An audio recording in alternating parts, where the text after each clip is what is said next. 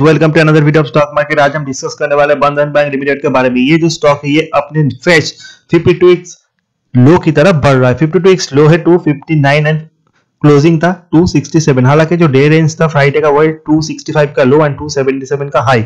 सारे banking stock में हमने करेक्शन देखा विद एनबीएफसी एंड जिन बैंक्स के एसेट क्वालिटी खराब था उनमें बहुत ज्यादा पनिशमेंट हमने देखा, उसमें आरबीएल बंधन बैंक भी शामिल है।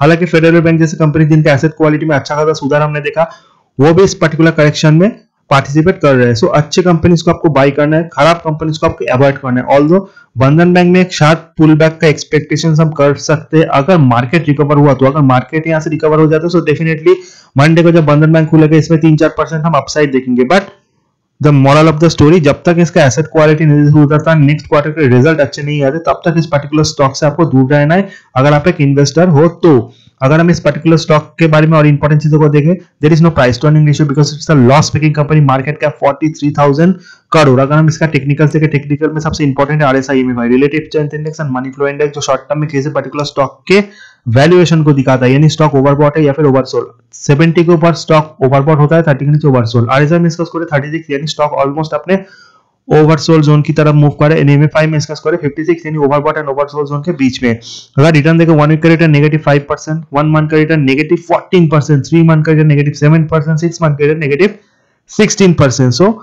जो फ्रेश लो है लास्ट 6 मंथ या फिर 1 ईयर का वो है 259 एंड ये स्टॉक 265 के करीब एट दैट मोमेंट ट्रेड कर रहा है। एंड इससे नीचे अगर जाता है तो डेफिनेटली 259 से इसका एक बाउंस बैक में होना चाहिए। अगर नहीं होता तो 250 इज अ मेक और ब्रेक लेवल।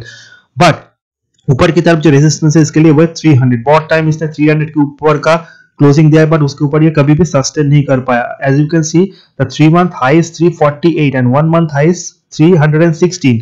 हालांकि 3 मंथ हाई जो था वो रिजल्ट से पहले का था जब इस पर्टिकुलर स्टॉक के ऊपर बहुत सारे हाई क्रिएट हुए थे। जिन लोगों ने उस पर्टिकुलर रेंज पे इसको खरीदा है वो अभी भी ट्रैप है, उनके लिए तो बहुत मुश्किल है स्टॉक से एग्जिट लेना अंटिल एंड अनलेस कुछ बहुत प्रॉफिट एंड लॉस या फिर एसेट क्वालिटी में सुधार आ जाए। बट अगर हम स्टॉक के 100 day 50 day 200 day simple expression moving average को देखें, जब कोई स्टॉक 52x लो के तरीके मूव करता है सो डेफिनेटली ये सारे सिंपल एक्सप्रेशन मूविंग एवरेज के नीचे चला जाता है।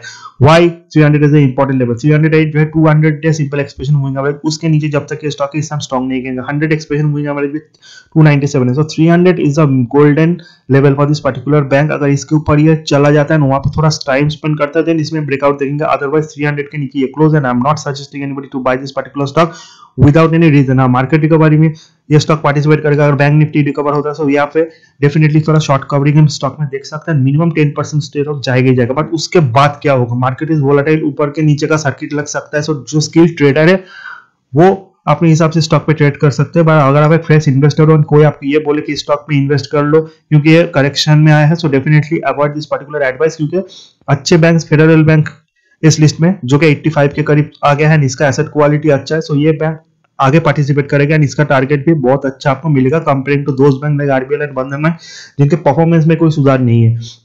अगर हम इस पर्टिकुलर स्टॉक के टेक्निकली सपोर्ट एंड रेजिस्टेंस को देखें सो एट दैट मोमेंट जो बिग रेजिस्टेंस है वो है 276, 280, 285, 288 these are the resistance. Support कहां पे 259 जो कि फ्रेश 52x लो। अगर इसके नीचे जाता है सो 250 240 तक भी स्टॉक जा सकता है। डिपेंड करता है मार्केट कितना गिरा या फिर बैंक निफ्टी कितना गिरा। अगर हम इस पर्टिकुलर स्टॉक के बारे में कुछ और इंपॉर्टेंट पैरामीटर्स को देखें तो फंडामेंटली जितने भी बैंक है in the private sector segment उसमें बंधन बैंक का टोटल जो मार्केट कैप है वो 43,000 करोड़ है। ये बैंक ऑफ बड़ौदा से जस्ट नीचे ही एट दैट मोमेंट ट्रेड कर रहा है according to present market cap. हालांकि स्टॉक बहुत करेक्ट हो चुका है, एक टाइम इसका मार्केट कैप बहुत ज्यादा हुआ करता था 50-60,000 करोड़ रुपीस एंड तब ये नंबर 7 पे आता था। But right now this is not the number 7th bank according to its market cap and there is no P price to earning ratio नहीं है क्योंकि it's a loss making organization। ROC जो है वो 7.87 है जिसे हम खराब नहीं कहेंगे। अगर हम इस पर्टिकुलर बैंक के बारे में और इंपॉर्टेंट पैरामीटर्स को देखें, रिजल्ट को देखें, सबसे पहले आपको इसके ऊपर नजर रखना है। सबसे पहले आपका फोकस होगा वो नेट प्रॉफिट। 3,000 करोड़ का लॉस इस पर्टिकुलर बैंक ने इस क्वार्टर में शो किया गया। कितना ज्यादा प्रोविजनिंग किया है एज यू कैन एक्सपेक्ट, जिसमें जो टोटल रेवेन्यू है वो 3,181 करोड़ है, एक्सपेंसेस 6,456 करोड़। अगर हम इसके एनपीए को देखें तो gross NPA, look at the gross NPA level 8.18 से बढ़कर 10.82। हालांकि कितने बैंक है प्राइवेट सेगमेंट जिनका एनपीए जो है ग्रॉस एनपीए 10% के ऊपर है, नेट एनपीए जो है उसमें हम सुधार देख सकते हैं। But I don't know how is it possible कि ग्रॉस एनपीए इतना बढ़ जाए, नेट एनपीए इनका घटे, जहां पे बैंक का लॉस 3000 करोड़ के ऊपर चला गया, यानी बहुत ज्यादा एक्सपेंसेस का बढ़ना, प्रोविजनिंग भी इन्होंने तगड़ा किया है। अगर हम इस ग्रॉस एनपीए लेवल को देखें so definitely each and every segment हमने अच्छा खासा इंप्रूवमेंट देखा।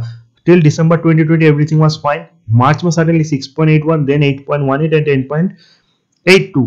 हालांकि नेट एनपीए इनका कंसिस्टेंटली घटा है from the March segment, but definitely अगर कोई कंपनी इतना बड़ा लॉस करता है, इनका ग्रॉस एनपी इतना बढ़ता है, तो डेफिनेटली लोग उस पर्टिकुलर बैंक में डेफिनेटली बुलिश तो नहीं हो सकते अनटिल अनलेस इनके रिजल्ट में सुधार आ जाए, लॉस से बैंक प्रॉफिट करे, एंड इनके एनपीए में बहुत ज्यादा सुधार आना बाकी है। Until and unless there is nothing good in this particular bank. Trading purpose skill trader इसमें ट्रेड करे, बट जो फ्रेश इन्वेस्टर इन्वेस्ट करना चाहते हैं, जिनको ज्यादा नॉलेज नहीं है, just avoid this particular bank.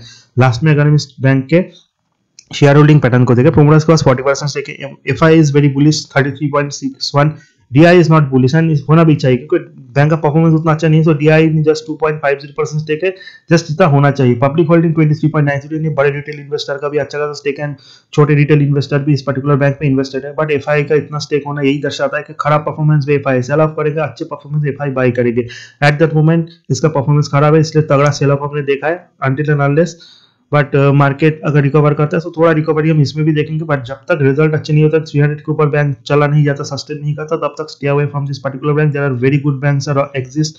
आप HDFC, Axis, ICICI, Kotak Mahindra bank जैसे बैंक्स में इन्वेस्ट कीजिए, एंड उसी के साथ साथ Federal bank is another bank जो कि एक स्मॉल बैंक है, बट ये बहुत ही ऊपर की तरफ जा सकता है। वीडियो अच्छा लगा, चैनल को लाइक सब्सक्राइब करना मत भूलना। See you in the next video, till then good bye.